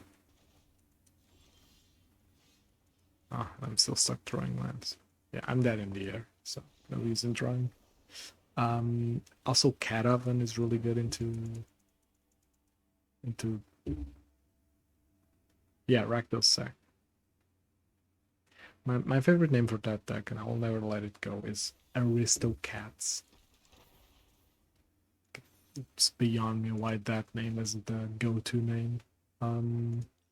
Okay, so let's brew.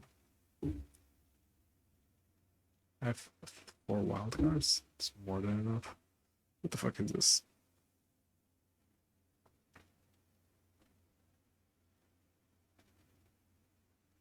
That's actually pretty strong as a card. So this is for Explorer. And what do we want? Let's go with the classics first. Kumano. No stinking lands. Play with fire is also pretty essential. As much as I'm not super into it, I'd be a fool if I said that Soulscar Mage isn't necessary. Are there any other 1-drops that I really need? I don't think so, right? I like 2 cards there with Kumano. Yeah, I can change my mind there. Huh. I wonder if Robber would be good. Maybe a test for another day. Or where are the cards? I want some cards. Bone Crusher is really fucking strong. No, I'm missing a ton of cards. Skewer and Light Up the Stage. I guess the alphabet is predetermined. What's missing here? What is missing here? Hold on, I'm missing something very crucial. Lightning Strike. Okay, sure. So I want to try a White Splash. Is the thing. So Lightning Strike, and I know that I have the, let's call it the ugly art here. And why do I want to splash white?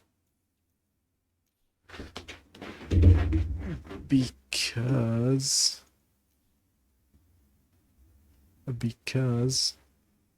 why do I want to splash white?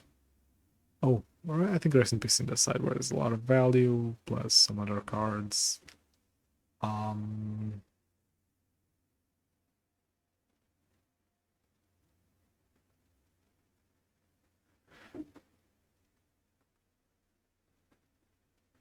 Is this interesting? I feel like I don't want to overload my deck with 3-drops though. Isn't there like a good Boros 2-drop?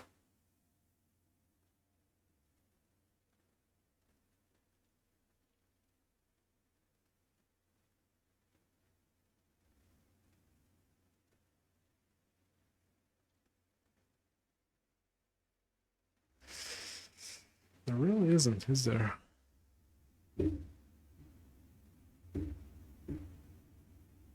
Because I think I need a reason to play white. I need a reason to play white. And I would like for it to be a 2-drop.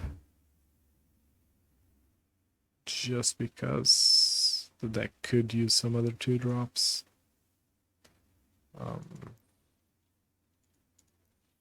Mana value 2. We're doing some exploration. Sorry.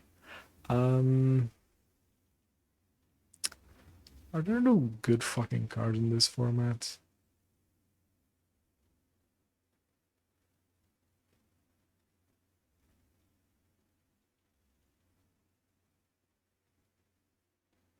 Are there no good cards in this?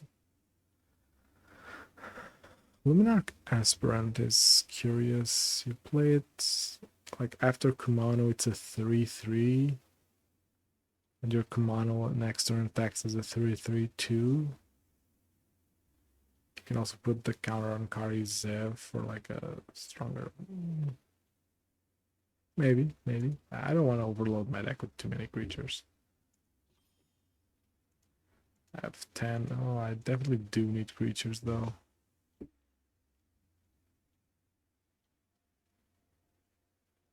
I definitely need creatures.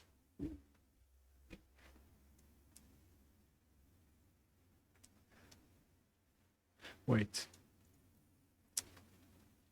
I need to search everything. Everything, because there are cards that I do not own, and they can be good.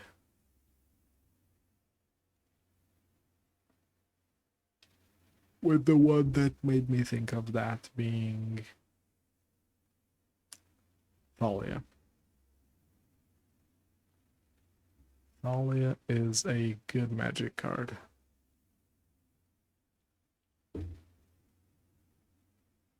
By the way, I'm not trying to splash white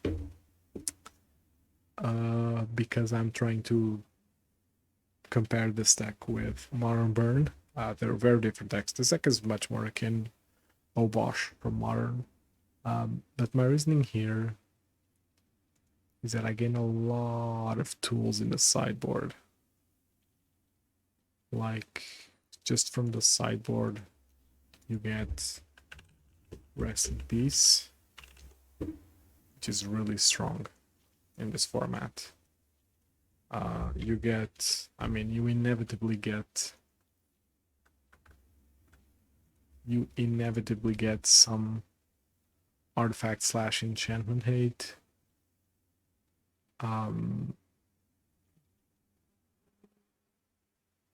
Without Chalice the format, I'd actually play this.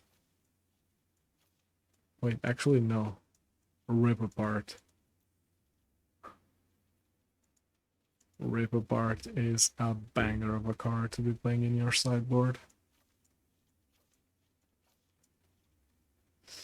And what else? What else do we have here?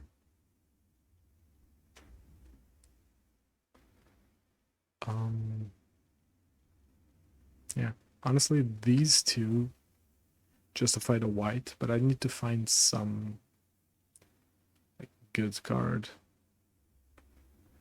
I need to find some good card to play just because I don't think Sacred Fire is good enough, is it? 2-mana Shock with Flash. The flashback is so expensive though. If the flashback of this were 3, this card would be really decent. Alright,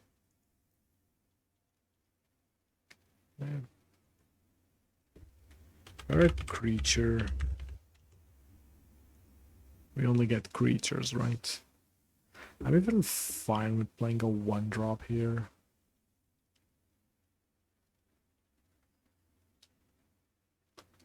But, like, is there a good 1-drop? Well, I guess 1-drops become better if they're red or Chandra.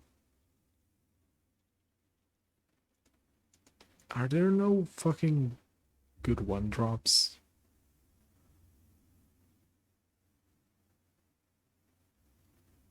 Black has so many cool shit. Oh. Black has so many cool cards. Like Hungry for More. It's a really cool card. I'd love to play. I think Sacrifice is kind of just bad. Yeah, for sure. For sure. Which is unfortunate. but it is what it is. God, there really are no fucking good 2-drops in this format. Oh, nah, that's on Sliver and Lilith. I think that card isn't great. And it's pretty strong.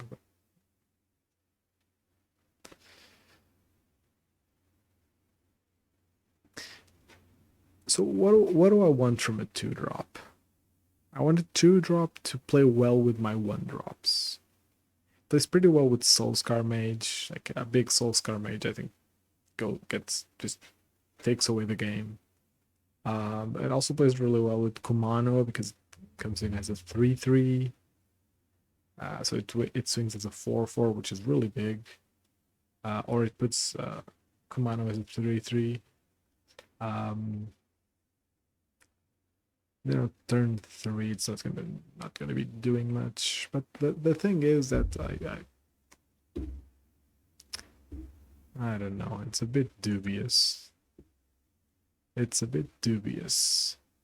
Let me just build a mana base. Very quickly build a mana base.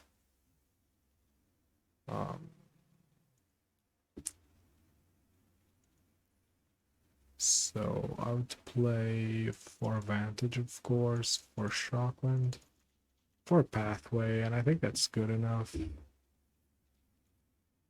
Because I'd like to play... I guess I could leave 2 of the... I haven't felt the need for them. I think 10 is really strong. And honestly, can we get away with no basics? I think that Pioneer is a format where you can get away. The way to go is heroic.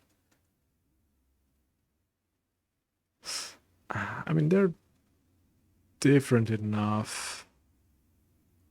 They're different enough. Like, my reasoning for splashing white is the sideboard. But if I can't find stuff to play in the main, I will very comfortably just play the mono red version with a white splash for the sideboard. I'm fine with that too. I'm thinking if Rip Apart is the main boardable, because even though it doesn't go face, it's apt enough to like kill anything that moves. That it would need to be an instant for me to really want to play it. Okay, let's make it really awkward.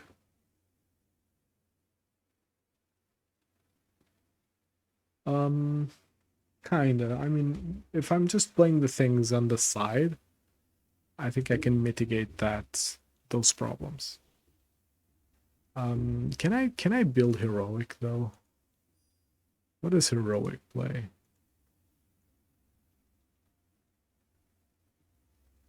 I'm assuming that heroic plays 4 of these. I want to say 3 of these. I can't imagine you don't play at least 1 of these.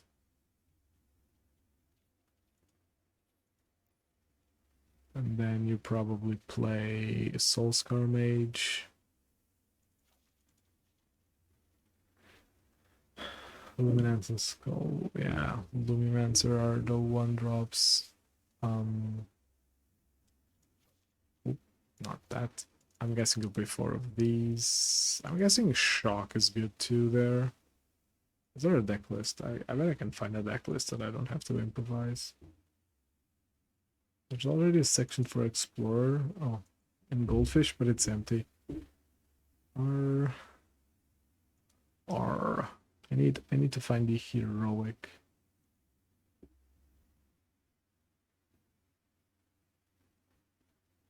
I guess it is different enough.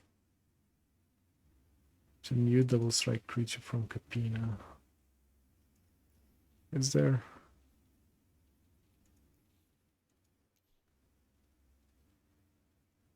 For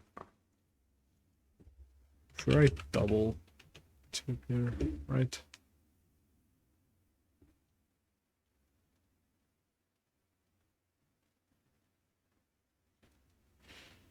Is there?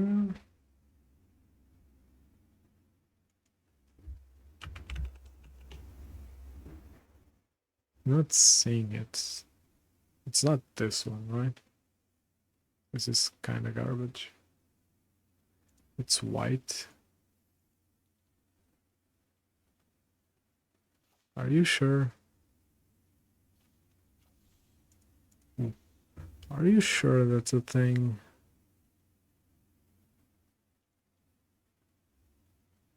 I don't remember. I don't really remember that.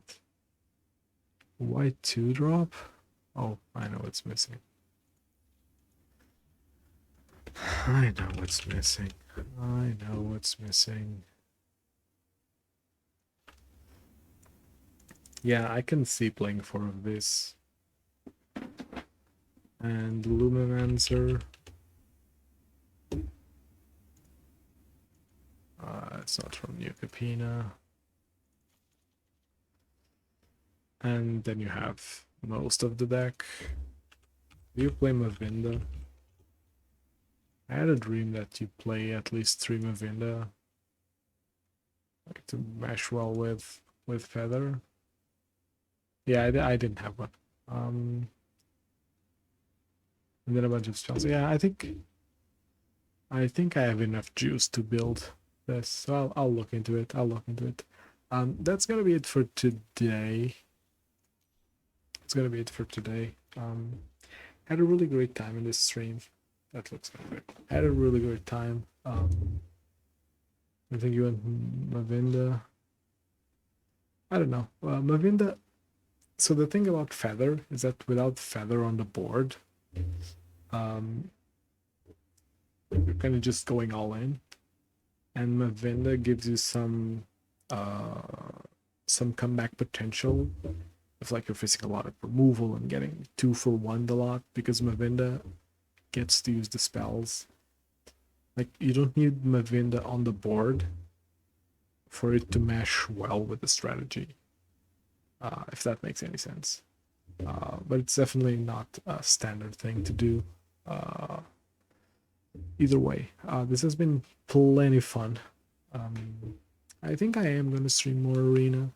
I also really enjoyed that little segment of watching something Magic related before actually playing. So I'm going to look into that. If do I have anything else to say, next stream is going to be on Monday. It's going to be Modern Mondays. Because that's a thing now. And yeah, it's been real fun, and see you next time.